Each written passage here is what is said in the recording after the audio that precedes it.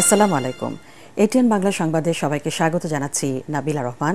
ধানমন্ডির সুধা সদনের বাড়িসহ শেখ হাসিনা ও শেখ রেহানার পরিবারের 7টি প্লট ও ফ্ল্যাট জব্দ করেছে দুর্নীতি দমন কমিশন। আদালতের আদেশে এগুলো নিয়ন্ত্রণ নিয়েছে কমিশন।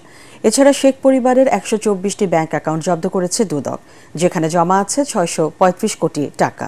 রিপোর্ট মাহবুব কবির চপলের।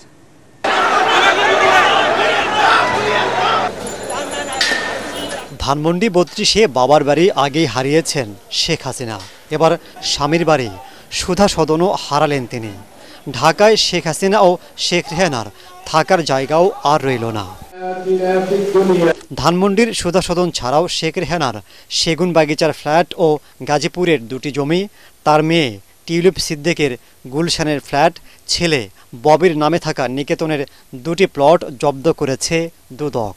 অভিযোগ সংশ্লিষ্ট জনাব শেখ হাসিনা, সাবেক প্রধানমন্ত্রী, এবং তার ছেলে জনাব সজীব আহমেদ জয়, তার মেয়ে সাইমা ওয়াজেদ, তার ছোট বোন জনাব রেহানা সিদ্দিক, জনাব রাদওয়ান মুজিব সিদ্দিক, টিউলিপ রিজওয়ানা সিদ্দিকের নামে অর্জিত স্থাবর সম্পদ যাতে অন্যত্র স্থানান্তর, হস্তান্তর বা ব্যাহত না হতে পারে, সেই জন্য বিজ্ঞ আদালতে আবেদন করা হয়েছিল।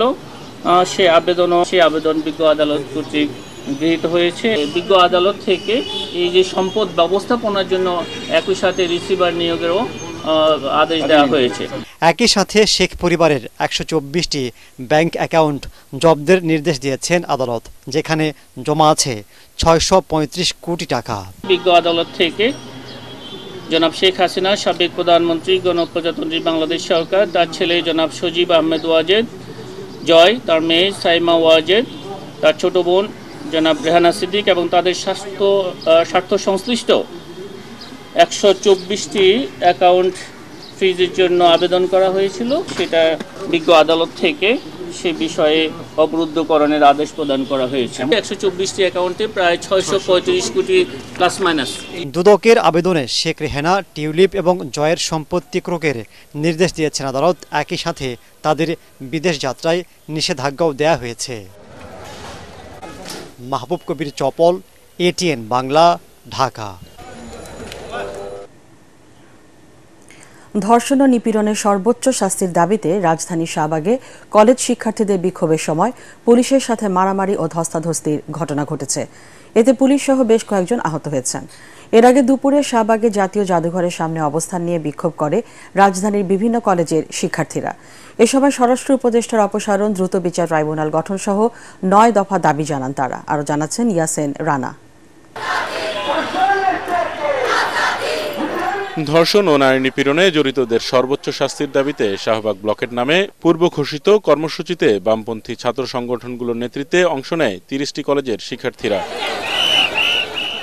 এ সময় তারা ফাঁসি ফাঁসি ফাঁসি চাই, ধর্ষকদের ফাঁসি চাই সহ বিভিন্ন স্লোগান দেয়। ধর্ষকদের শাস্তি দিতে ব্যর্থ হচ্ছে বারবার।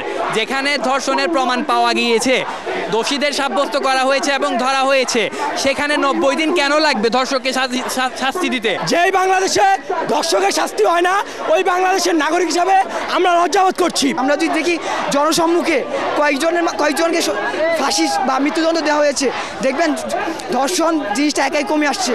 সে যদি প্রমাণিত হয় যে সেই ধর্ষক, তাকে 90 দিন কেন সময় দেওয়া হবে? এরপর মিছিল নিয়ে প্রধান উপদেষ্টার বাসভবনের দিকে যেতে চাইলে শিক্ষার্থীদের ব্যারিকেড দিয়ে আটকে দেয় পুলিশ।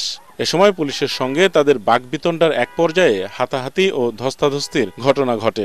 আমরা শান্তিপূর্ণভাবে একটা মিছিল নিয়ে আসতেছিলাম, শান্তিপূর্ণভাবে একটা মিছিল, যেটা সামনে সারিতে খালি নারীরা ছিল।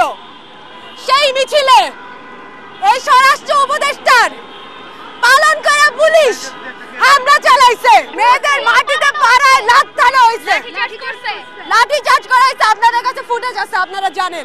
পুলিশ জানায় প্রধান উপদেষ্টার বাসভবন এলাকায় মিছিল মিটিং নিষিদ্ধ থাকায় আটকে দেওয়া হয়েছে পদযাত্রাটি। আমরা বলেছি এদিকে যাওয়া যাবে না, আপনাদের যদি কোনো বক্তব্য থাকে বা স্মারকলিপি থাকে, আমি কথা বলেছি, আপনাদেরকে আমি প্রতিনিধি পাঠাবো। এই কথা বলার পরে তারা কিছু রাজি হয়েছে একটা পক্ষ, আর একটা পক্ষ এরা ব্যারিকেড ভাঙবেই। তা আপনারা এখানে অনেকেই ছিলেন, ব্যারিকেড ভাঙতেছিল, আমাদের সাথে ধস্তাধস্তি হচ্ছিল। আমরা কোনোভাবে কিন্তু তাদেরকে আমরা লাঠিচার্জ বা কিছু করার কোনো সুযোগ আমাদের ছিল না, আমরা করিও নাই। পরে আমাদের এসি, আপনারা জানেন যে এসি রমনাজন, ওকে হঠাৎ করে এক সাইডে ও গেছে, ওকে ধরা ব্যাপক আকারে পিটাইছে। ওর গেঞ্জি টেঞ্জি টি শার্ট যা ছিল সব ছিঁড়ে গেছে। আমরা যারা আছি আমাদের দেখেন এগুলা কিন্তু কিছু নাই, আমরা কিন্তু লাঠি আমাদের হাতেও নাই, কিচ্ছু না, আমি কিন্তু খালি হাতে আছি। তো এই অবস্থার প্রেক্ষিতে পরে ওনাদেরকে আমি নিবৃত করার চেষ্টা করি, কিন্তু তারপরে আমাদের 7-8 জন আজকে আহত হয়েছে। এদিকে ধর্ষণের বিচারের দাবিতে আন্দোলন চালিয়ে যাওয়ার ঘোষণা দিয়েছেন শিক্ষার্থীরা।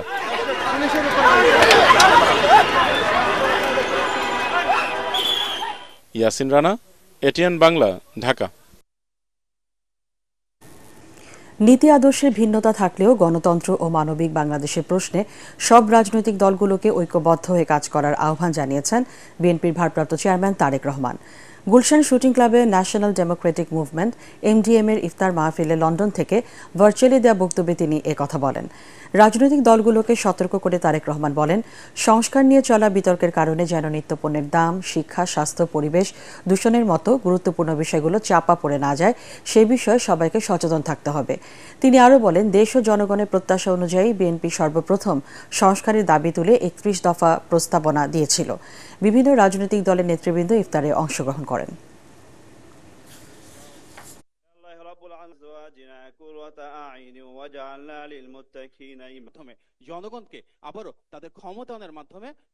শুধু তত্ত্বাবধায়ক সরকার ব্যবস্থা, শুধু সাংবিধানিক ব্যবস্থা, শুধু ভোটের ব্যবস্থা, বিভিন্ন ব্যবস্থা, সেগুলো যেরকম আলোচনা হওয়া উচিত, তার থেকে বেশি আলোচনা হওয়া উচিত বা সমান পরিমাণ অন্তত আলোচনা হওয়া উচিত কিভাবে মানুষের এই সমস্যার সমাধান করবে, কোন দল কিভাবে করবে। আমাদের ডাইরেকশন থাকতে হবে, আমাদের প্ল্যান থাকতে হবে, আমাদের তুলে ধরতে হবে জনগণের সামনে যে আমি জনগণের রায় যদি সমর্থন পাই, আমি চিকিৎসা ব্যবস্থার জন্য এই করতে চাই যেখানে জনগণের মিনিমাম চিকিৎসা সুবিধা দেওয়া সম্ভব হয়। দেশের ভঙ্গুর অর্থনীতিকে চাঙ্গা করতে সময় লাগবে বলে জানিয়েছেন অর্থ মন্ত্রণালয়ের বিশেষ সহকারী ডক্টর আনিসুজ্জামান চৌধুরী। স্বল্পোন্নত বা এলডিসি তালিকা থেকে বাংলাদেশের বের হওয়ার সুযোগ নিয়ে সন্দেহ পোষণ করে তিনি বলেন, এটা পুনর্বিবেচনার আবেদন করা হবে।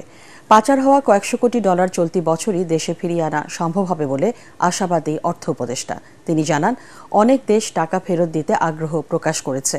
মাহবুব কবির চপলের আরেকটি রিপোর্ট। আমার প্রিপারেশন হচ্ছে আমি অর্থ মন্ত্রণালয়ের বিশেষ সহকারী হিসেবে নিয়োগ পেয়েছেন অস্ট্রেলিয়ান বিশ্ববিদ্যালয়ের অর্থনীতির অধ্যাপক ডক্টর আনিসুজ্জামান চৌধুরী, যিনি জাতিসংঘে অর্থনীতিবিদ হিসেবে দীর্ঘদিন কাজ করেছেন। ইন্দোনেশিয়ার অর্থনীতি পুনরুদ্ধারেও রয়েছে তার অবদান।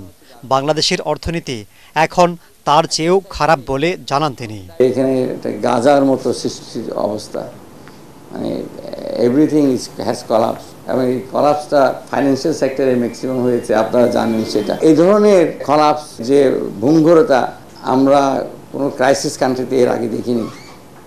ইভেন ইন্দোনেশিয়াতে যে ক্রাইসিস হয়েছে, যে ভঙ্গুরতা আমি দেখেছি, ওইটাই Asian crisis worst affected country হচ্ছে ইন্দোনেশিয়া। তিনি জানান, 2015 সাল থেকে আওয়ামী লীগ সরকার জাতিসংঘে আমদানি রপ্তানির কোনো তথ্য দেয়নি। 2026 সালে স্বল্পোন্নত দেশ থেকে উন্নয়নশীল দেশে যাওয়ার কথা বাংলাদেশের, তবে এর শর্ত পূরণ নিয়ে সন্দেহ থাকায় বিষয়টির পুনর্বিবেচনার আবেদন করা হবে বলে জানান ডক্টর আনিসুজ্জামান।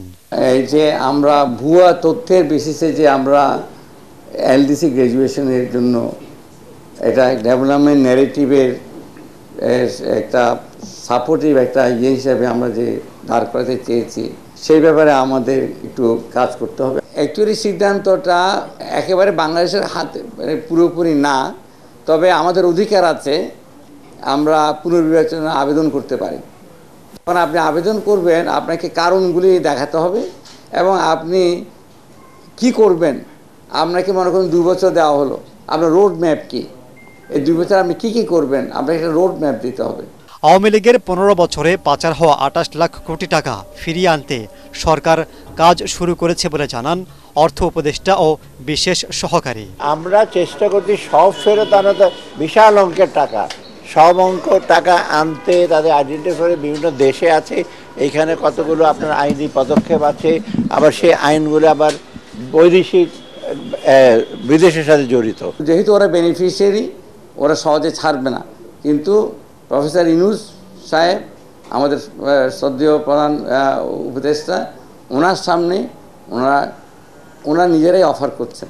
সরকারের নাম অন্তর্বর্তী হওয়ায় বিদেশিরা বিনিয়োগে আগ্রহী হচ্ছে না বলে জানান এই অর্থনীতিবিদ। আপনি একটা সরকারকে বলছেন ইন্টারিম, এই শব্দটাই তো আপনার জন্য অসুবিধাজনক। মাহবুব কবির চপল, এটিএন বাংলা, ঢাকা।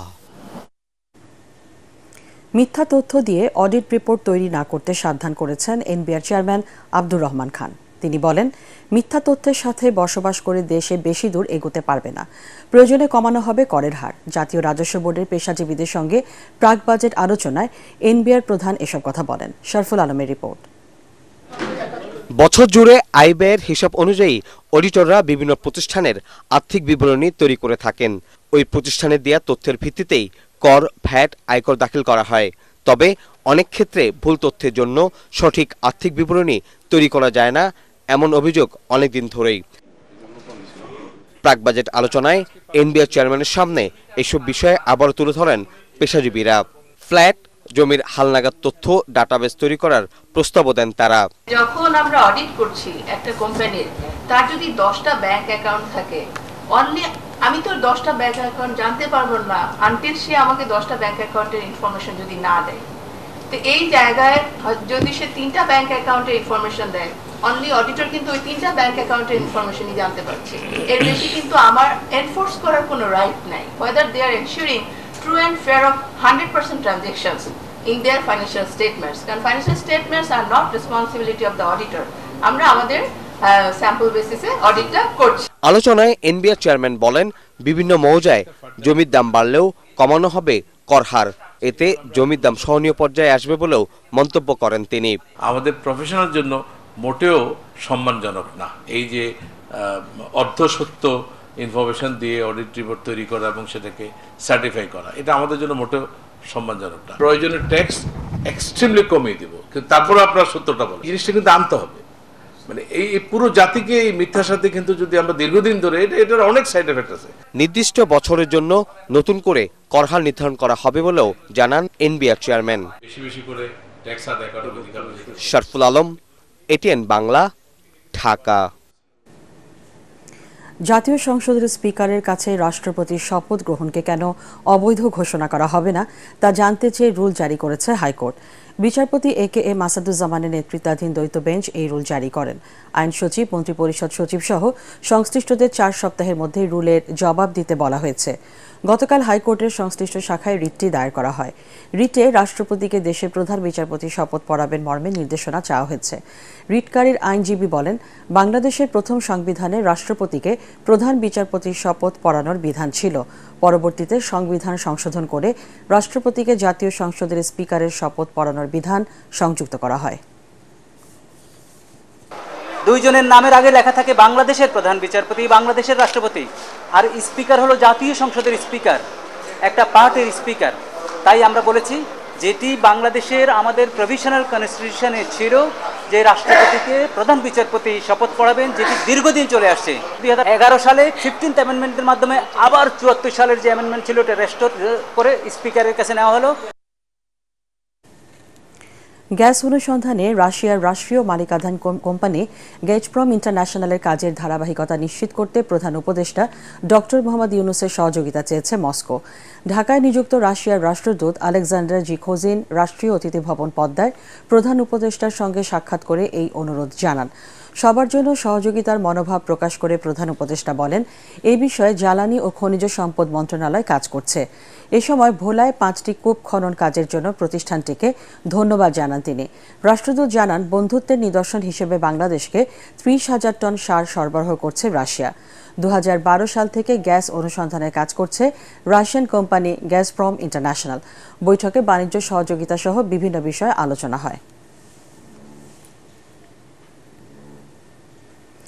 পোস্টাল পদ্ধতি কাজে না আসায় প্রবাসীদের ভোটদানে প্রক্সি ভোটকেই উপযুক্ত মনে করছে নির্বাচন কমিশন। তবে এই পদ্ধতিতেও চ্যালেঞ্জ রয়েছে জানিয়ে নির্বাচন কমিশনার আবুল ফজল মোহাম্মদ সানাউল্লাহ জানান, আগামী মাসে রাজনৈতিক দলগুলোর সাথে সংলাপের পরই চূড়ান্ত সিদ্ধান্ত নেওয়া হবে। বিস্তারিত জানাচ্ছেন একরামুল হক সায়েম। বর্তমানে 1 কোটির বেশি প্রবাসী ভোটার রয়েছে বিশ্বের বিভিন্ন দেশে।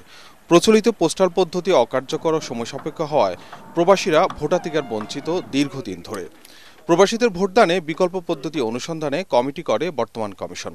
প্রচলিত পোস্টাল পদ্ধতিকে কার্যকর করার পাশাপাশি অনলাইন ভোটিং ও প্রক্সি ভোটের সুপারিশ করে কমিটি। এর মধ্যে প্রবাসীদের জন্য প্রক্সি ভোটকেই উপযুক্ত পদ্ধতি মনে করছে কমিশন। কমিটির ফাইন্ডিং হচ্ছে বর্তমান যে পোস্টাল ব্যালট সিস্টেমটা আছে প্রবাসী বাংলাদেশি ভোটারদের জন্য এটি একটি অচল সিস্টেম, যে কারণে আমরা গত দ্বাদশ জাতীয় সংসদ নির্বাচনেও দেখেছি একটি ভোটও এখানে কাস্ট হয় নাই বিদেশ থেকে। বাই দ্য ওয়ে, আমরা বিভিন্ন দেশে খোঁজখবর নিয়ে দেখেছি অনলাইন সিস্টেমটা এখনো পর্যন্ত জনপ্রিয় হয়ে ওঠে নাই বা ব্যাপক আকারে প্রসার লাভ করে নাই। যে আগামী নির্বাচনের জন্য যদি সত্যিকার অর্থে আমাদের প্রত্যাশা পূরণ করতে হয় এবং মাননীয় প্রধান উপদেষ্টাও যেটা বলেছেন সেইভাবে যদি আমরা প্রবাসীদের প্রত্যাশাটাও যদি আমরা পূরণ করতে চাই তাহলে আমাদেরকে প্রক্সি ভোটিংয়ে যেতে হবে। তবে প্রবাসীদের প্রক্সি ভোট দেওয়ার ক্ষমতা নিকটাত্মীয় বা অন্য কার থাকবে তা এখনও ঠিক হয়নি বলে জানান নির্বাচন কমিশনার আবুল ফজল মোহাম্মদ সানাউল্লাহ।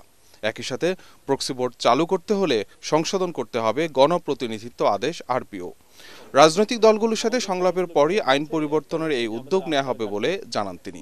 আমাদের আস্থার ঘাটতি, বিশ্বাসের অভাব, আর পাশাপাশি আপনি যে কথাটা বললেন একজন ব্যক্তি আরেকজন, অন্ততপক্ষে ন্যূনতম আমরা এতটুকু জায়গাতে আস্থা রাখতে হবে যে একজন ব্যক্তি অন্ততপক্ষে তার পরিচিত একজনের উপরে তো আস্থা রাখতে পারবে।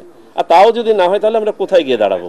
এটা ব্যক্তির চয়েস। আমরা প্রথমে ভেবেছিলাম নিকটাত্মীয় দিব, তো নিকটাত্মীয় দেখা যাবে তাহলে আমাদের অপশনটা লিমিটেড হয়ে যাবে। নিকটাত্মীয় ডেফিনেশন আমরা তৈরি করেছিলাম, পরে আমরা সেখান থেকে সরে এসে প্রস্তাব করতে চাচ্ছি উনিই নির্বাচন করুক, উনি কাকে দিবেন, সেটা আত্মীয় না বন্ধু না পরিচিত জন, উনি নির্বাচন করুক। আমরা এই সিস্টেমটা অ্যাডপ্ট করি, অ্যাকসেপ্ট করে আমাদের স্টেক হোল্ডাররা অনলি দেন। এগুলো হচ্ছে আমি বলবো যে আরো পরের প্রশ্ন। জুলাই আগস্টে ছাত্র জনতার গণ অভ্যুত্থানে প্রবাসীদের গুরুত্বপূর্ণ ভূমিকা থাকায় আগামী সংসদ নির্বাচনে তাদের ভোটাধিকার নিশ্চিত করার বিষয়টি অগ্রাধিকার দেওয়ার কথা বলছে সরকার। ইকরামুল হক সায়েম, এটিএন বাংলা, ঢাকা।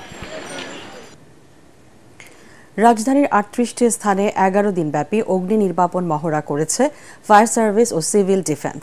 মানুষকে অগ্নি নিরাপত্তা সম্পর্কে সচেতন করা, ফায়ার ফাইটিং ইকুইপমেন্টের ব্যবহার শেখানো এবং আগুন লাগার পর করণীয় সম্পর্কে সঠিক ধারণা দেয়া এই মহড়ার মূল উদ্দেশ্য বলে জানান কর্মকর্তারা। এ সময় পথচারীদেরও অগ্নি নিরাপত্তা সম্পর্কে সচেতন ও ফায়ার সরঞ্জামের ব্যবহার শেখানো হয়। আরও জানাচ্ছেন রাসনা দাস।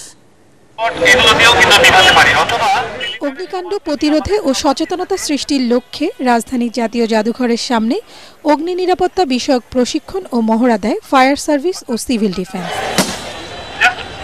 অগ্নিকাণ্ডের ঘটনায় আতঙ্কিত না হয়ে যেসব পদ্ধতি প্রয়োগের মাধ্যমে অতি দ্রুত আগুন নেভানো সম্ভব হয় তা জানান ফায়ার সার্ভিসের কর্মকর্তারা। এছাড়া কিভাবে অগ্নিকাণ্ডের ঘটনা ঘটতে পারে এবং কিভাবে তা নির্বাপন করা যায় তা সম্পর্কে সাধারণ মানুষদের হাতে কলমে ধারণা দেন দমকল কর্মীরা। এ সময় সাধারণ জনগণের মধ্যে অনেকেই আগ্রহী হয়ে শিখে নেন অগ্নিকাণ্ডের ঘটনা ঘটলে নিজেকে কিভাবে নিরাপদে রাখবেন এবং আগুন নেভানোর কৌশল। আজকাল বাসায় গ্যাস থাকে না, সিলিন্ডার সবাই ব্যবহার করে, প্রত্যেক বাড়িতে সিলিন্ডার থাকে, তো এটা সবার শেখা দরকার। শিখলে যেমন আমার ফ্যামিলিগত হঠাৎ করে এক জায়গায় আগুন লাগছে, এদেরকে বলতে হইব যে একটা বালতি লইয়া সিলিন্ডার ফেটে বালতিটা দিয়া রেগুলেটর বন্ধ করে রাখতে হইব। আমি যে দ্রুত আগুনটা কিভাবে নিভাবো সে কাজটা আমি করবো, এটা আমি শিখলাম এখান থেকে, যেন আমার দ্বারা জনগণের উপকৃত হয়। অবশ্যই শেখা উচিত, যেহেতু সমস্ত মার্কেটে এবং শপিং মলে এই বোতলগুলো দেওয়া থাকে। ফায়ার সার্ভিসের ওয়্যারহাউস ইন্সপেক্টর আনোয়ারুল ইসলাম জানান, সচেতনতাই পারে অগ্নি দুর্ঘটনা থেকে রক্ষা করতে।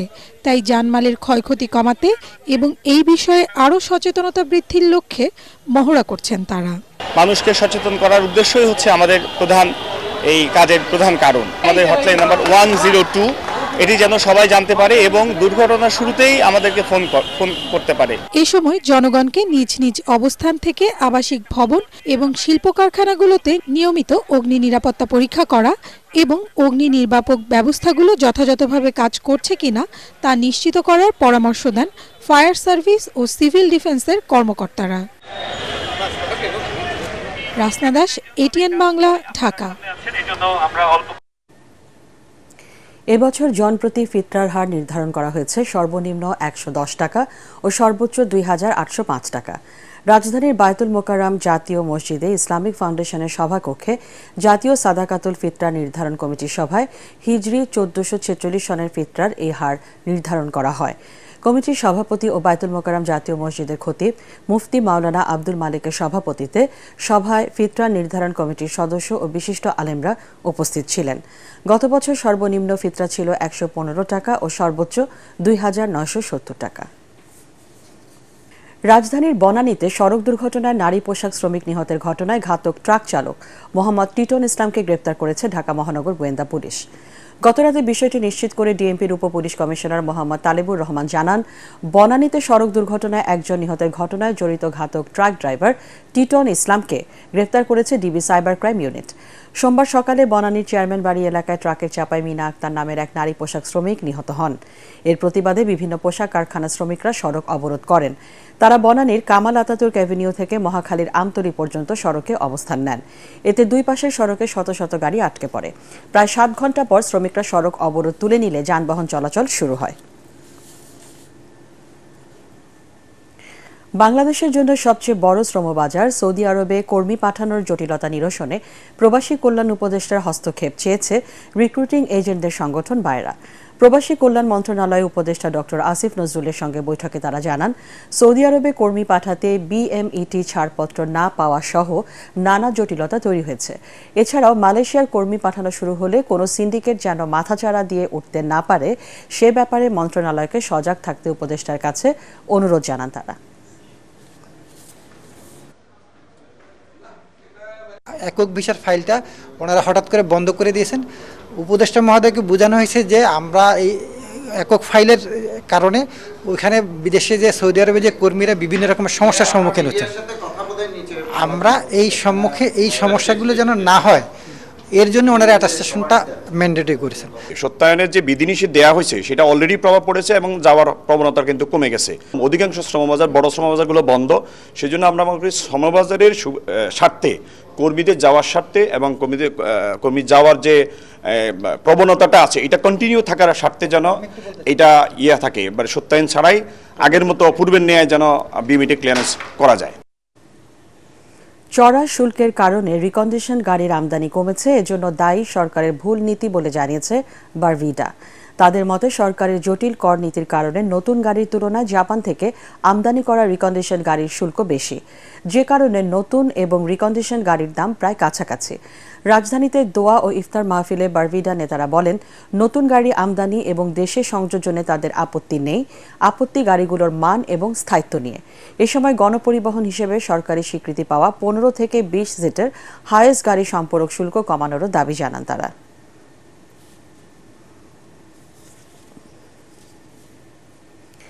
রোজার প্রথম থেকে মাস জুড়ে বিনা পয়সায় মানুষকে ইফতার ও সেহরি খাওয়াচ্ছেন জয়পুরহাটের আক্কেলপুরের হোটেল মালিক রফিকুল ইসলাম। প্রতিদিন তার হোটেলে 3 শতাধিক অসহায়, দুস্থ ও রোজাদার সেহরি এবং ইফতার করছেন। এমন দৃষ্টান্ত জেলায় প্রথম। বিনা খরচে ইফতার ও সেহরি খেতে পেরে খুশি রোজাদাররা। জয়পুরহাট প্রতিনিধি রফিকুল ইসলাম রফিকের রিপোর্ট, জানাচ্ছেন জাহিদুল আলম। জয়পুরহাটে 2016 সাল থেকে রমজান মাস জুড়ে অসহায়, দুস্থ ও সাধারণ রোজাদারদের বিনা পয়সায় ইফতার ও সেহরি করান রফিকুল ইসলাম। বছরের 11 মাস ব্যবসায়ের আয়ের কিছু অংশ জমিয়ে রাখেন সিয়াম সাধনার এই মাসে দুস্থ মানুষের ইফতার ও সেহরির জন্য। তার ইফতারের আয়োজনে থাকে গরুর বিরিয়ানি, আলু ঘন্ট সহ নানা পদ। সেহরিতে দেয়া হয় সপ্তাহে 3 দিন গরুর মাংস আর অন্য 4 দিন ডিম, মাছ, সবজি। তার এমন উদ্যোগের প্রশংসা মানুষের মুখে মুখে। রাত 3টার পর আসলে সিহরি ফ্রি খেতে পারবে, সন্ধ্যা 6টার পর আসলে ইফতারি ফ্রি খেতে পারবে। সিহরিতে খুব সুন্দর পরিবেশে খাওয়া দাওয়া আছে বিভিন্ন রকমের। এই হোটেলে গরিব অসহায়দের জন্য ইফতারি এবং সেহরির ব্যবস্থা করে এবং এখানে বিভিন্ন চিরণীর লোক এখানে এসে বিভিন্ন সুযোগ সুবিধাটা ভোগ করে। সর্বশ্রেণীর মানুষের জন্য তিনি উন্মুক্ত করেছেন। তো একদম মহৎ উদ্যোগ না থাকলে এবং মনটা ভালো না হলে এটা নেওয়া আসলেই সম্ভব না। ইফতারের জন্য আমরা যে হোটেলে টাকা দেওয়া লাগে সেই জন্য টাকা দিতে আসছিলাম, কিন্তু উনি এটা টাকা নেয়নি। আরও প্রতিবেশী আক্কেলপুর থানা পাশাপাশি আরও অন্যান্য ডিস্ট্রিক্টেও যেন এইরকম মহতি কাজ, এরকম উদ্যোগ নেয়। রমজান মাসে এমন সেবা দিতে অন্যান্য বিত্তবানদের প্রতিও আহ্বান জানান রফিকুল ইসলাম। সিহরিতে 100 থেকে 150 জন লোক হয়। আমি যতদিন বেঁচে আছি মহান রব্বুল আলামিন যদি আমাকে সেই তৌফিক দান করে আমি এটা চালিয়ে যাব। রফিকের মতো এই মহতি উদ্যোগ দেশের মানুষকেও সাধ্যমতো দুস্থদের সহযোগিতায় এগিয়ে আসার প্রেরণা যোগাবে এমনটাই প্রত্যাশা সাধারণ মানুষের। Bureau report, ATN Bangla. Al Arafah Islami bank অর্থ সংবাদ।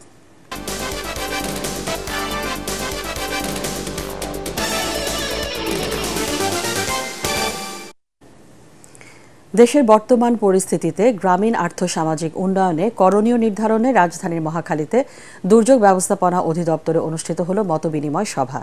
এতে প্রধান অতিথি ছিলেন দুর্যোগ ব্যবস্থাপনা ও ত্রাণ মন্ত্রণালয়ের সচিব মোহাম্মদ মুস্তাফিজুর রহমান। তিনি বলেন, দরিদ্র মানুষের ভাগ্য উন্নয়নে নিরলসভাবে কাজ করে যাচ্ছেন দুর্যোগ মন্ত্রণালয় ও অধিদপ্তরের কর্মকর্তা কর্মচারীরা। সাধারণ মানুষের আর্থসামাজিক উন্নয়নে সবাইকে নিষ্ঠার সাথে দায়িত্ব পালনের নির্দেশনাও দেন সচিব। সভার দুর্যোগ ব্যবস্থাপনা অধিদপ্তরের মহাপরিচালক রিজওয়ানুর রহমান সহ ঊর্ধ্বতন কর্মকর্তারা উপস্থিত ছিলেন। যশোরের খাজুরায় নারীদের স্বাবলম্বী করে তুলতে প্রথমবারের মতো নতুন প্রজাতির পেকিন হাঁস পালনে উৎসাহিত করতে কাজ শুরু করেছে আদ্দিন ওয়েলফেয়ার সেন্টার। ফলে সফলতার মুখ দেখছেন এলাকার নারীরা।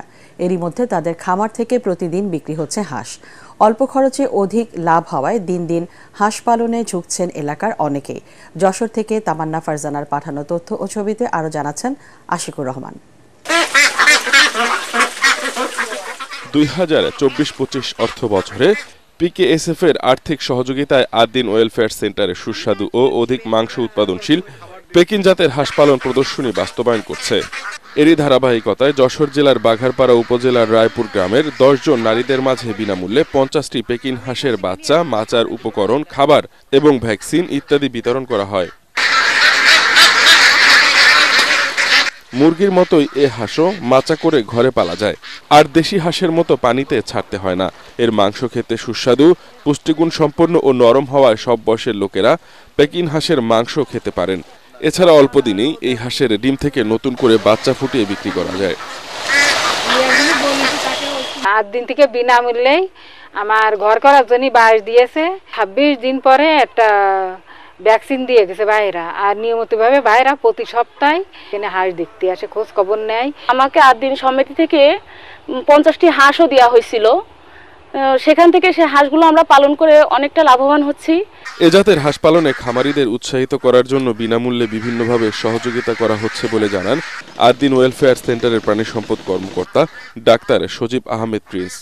আদ্দিন ওয়েলফেয়ার সেন্টার কিছু প্রশিক্ষণেরও ব্যবস্থা করেছে এবং খামার দিবস আয়োজন করেছে, যেন এই হাঁসগুলো সহজেই বাজারজাত করতে পারে এবং সদস্যরা সহজে লাভবান হতে পারে। পিকেএসএফ এর কৃষি ইউনিটভুক্ত প্রাণী সম্পদ খাতের আওতায় 25 জন নারীকে পেকিন হাঁস পালনের প্রশিক্ষণ দেওয়া হয়েছে। Bureau report, ATN Bangla. এবার আন্তর্জাতিক সংবাদ।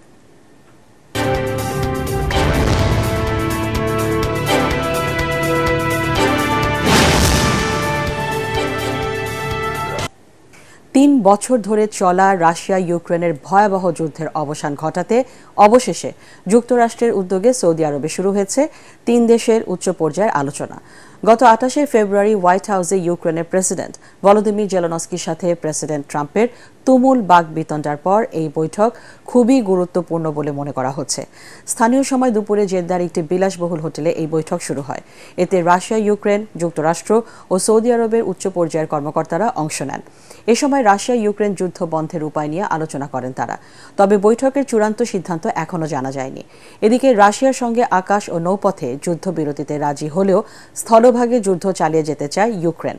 প্রেসিডেন্ট জেলেনস্কির দপ্তরের চিফ অফ স্টাফ বলেন, স্থলভাগে যুদ্ধবিরতি চান না তারা, কারণ তাদের আশঙ্কা কয়েক মাসের মধ্যে রুশ সেনাবাহিনীকে সংগঠিত করে আবারও ইউক্রেনে হামলা চালাবেন পুতিন। 1000 সুবিধা বঞ্চিত শিশু, কিশোর ও বয়োজ্যেষ্ঠদের ইফতারের আয়োজন করেছে ইউথ বাংলাদেশ। রাজধানী ধানমন্ডিতে তৃতীয়বারের মতো আয়োজিত এই ইফতার অনুষ্ঠানে প্রতিষ্ঠানের প্রতিষ্ঠাতা সহ উপস্থিত ছিলেন ফাউন্ডেশনের কর্মকর্তারাও। তারা বলেন, ভালো কাজের হোটেলের পাশাপাশি জাকাতের অর্থে সুবিধা বঞ্চিতদের জন্যই এই আয়োজন। সবাইকে আমার আন্তরিক শুভেচ্ছা। আমরা আসলে যে কাজগুলি করছি, যে ভালো কাজ সবার মাঝে ছড়িয়ে দিচ্ছি, ভালো কাজ সবার মাঝে পৌঁছে দিচ্ছি, এবং আমরা বিশ্বাস করি যে পৃথিবীর যে কোনো প্রান্ত থেকে মানুষ বলবে যে ছোট্ট একটা বাংলাদেশ, ওখানে অনেক ভালো কাজ হয়। পার্টেক্স খেলার খবর।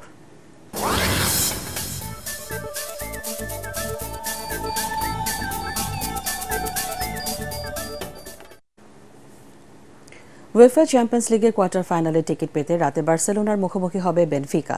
বার্সেলোনার মাঠে খেলাটি শুরু হবে বাংলাদেশ সময় রাত 12:15টায়। অন্য ম্যাচে লিভারপুলের প্রতিপক্ষ পিএসজি লেভারকুসেনের লড়বে বায়ার্ন মিউনিখের বিপক্ষে, আর ইন্টার মিলান মুখোমুখি হবে ফেনিওয়ার্ডের বিপক্ষে। এই খেলাগুলো শুরু হবে রাত 2টায়। পরাগ আরমানের রিপোর্ট। দুই দলের 11 বারের মোকাবেলায় স্প্যানিশ জায়ান্টরা মাত্র 5 বার জিতলেও বেনফিকার বিপক্ষে ফেভারিট হিসেবে মাঠে নামবে বার্সেলোনা। এই প্রতিযোগিতায় ইতিমধ্যে দুবার হারিয়েছে বেনফিকাকে, একবার গ্রুপ পর্বে, অন্যবার রাউন্ড অফ 16-এর প্রথম লেগে। তাই নিজেদের মাঠে জয় ভিন্ন অন্য কিছুই ভাবছে না কাতালানরা। এদিকে টানা 4 এওয়ে ম্যাচে বার্সার বিপক্ষে কোনো জয় নেই পর্তুগিজ দল বেনফিকার। 2 হারের বিপরীতে প্রাপ্তি 2টো ড্র। তবে ইউরোপিয়ান প্রতিযোগিতায় 1972 সালের সেপ্টেম্বরে পর্তুগিজ কোনো দল বার্সেলোনাকে হারিয়েছিল। তাই এবার জয় পেতে বেনফিকাকে সেই রেকর্ডে ছুঁতে হবে। মাঠে নামার আগেই লিভারপুলের বস আর্নিং স্লট বলেছেন, পিএসজিকে টুর্নামেন্ট থেকে বিদায় করতে তার দলকে সেরা নৈপুণ্য দেখাতে হবে। পিএসজির মাঠে প্রথম লেগে 1-0-তে এগিয়ে থেকে এনফিল্ডে ফ্রান্সের দলটির মুখোমুখি হবে তারা। পিএসজিও প্রথম লেগে পরাজয়ের প্রতিশোধ নিতে মুখে আছে। তবে এর আগে কখনো প্রথম লেগে জিতে এনফিল্ডে হারেনি অলরেডরা। লেভারকুসেনের বিপক্ষে 3-0 গোলে এগিয়ে থেকে দ্বিতীয় লেগে লড়বে বায়ার্ন মিউনিখ, আর 2-0 গোলে এগিয়ে থাকা ইন্টার মিলান মুখোমুখি হবে নেদারল্যান্ডসের দল ফেনুয়েডের বিপক্ষে। পরাগ আরমান, এটিএন বাংলা। উন্নত প্রশিক্ষণের জন্য কাবাডি ফেডারেশনকে 25 লাখ টাকা অনুদান দিয়েছেন ক্রীড়া উপদেষ্টা আসিফ মাহমুদ সজীব ভুঁইয়া। জাতীয় ক্রীড়া পরিষদের সভাকক্ষে অনুষ্ঠিত সংবর্ধনা অনুষ্ঠানে যুব ও ক্রীড়া মন্ত্রণালয়ের সচিব রেজাউল মাকসুদ জাহিদি প্রধান অতিথি হিসেবে উপস্থিত হয়ে এই পুরস্কারের কথা জানান। এ সময় ইরানে এশিয়ান নারী কাবাডি চ্যাম্পিয়নশিপে ব্রোঞ্জ জয়ী বাংলাদেশ জাতীয় নারী দলকে সংবর্ধনা দেয় যুব ও ক্রীড়া মন্ত্রণালয়। অনুষ্ঠানে উপস্থিত ছিলেন ফেডারেশনের সহসভাপতি ও কারা মহাপরিদর্শক ব্রিগেডিয়ার জেনারেল সৈয়দ মোহাম্মদ মোতাহের হোসেন, সাধারণ সম্পাদক এস.এম. নেওয়াজ সোহাগ সহ অন্য কর্মকর্তারা। পরবর্তী সংবাদ দেখার আমন্ত্রণ জানিয়ে এখনকার মতো শেষ করছি। এটিএন বাংলা সংবাদ ইউটিউবে দেখতে ব্রাউজ করুন youtube/ATN Bangla News।